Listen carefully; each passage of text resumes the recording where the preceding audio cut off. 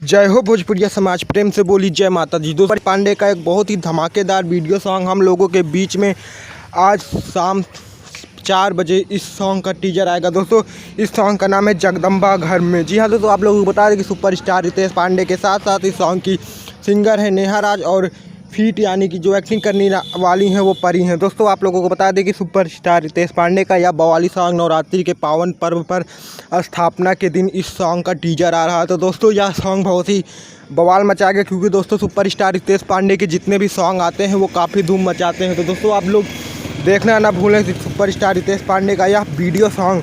दोस्तों सुपरस्टार रितेश पांडे के एक से बढ़कर एक वीडियो सॉन्ग इस नवरात्रि पर आने वाले हैं। अभी तक उस गाने की शूटिंग ही चल रही है। तो दोस्तों आप लोग सुपरस्टार रितेश पांडे के जितने भी फ़ैन हैं और भोजपुरी को सुनने जानने वाले जितने फ़ैन हैं, हमारे छोटे से चैनल को सब्सक्राइब कर लें, क्योंकि हम भोजपुरी से जुड़ी छोटी से छोटी न्यूज़ आप तक पहुँचाते हैं। मिलते हैं नेक्स्ट वीडियो में। जय हिंद, जय भारत, जय भोजपुरी समाज।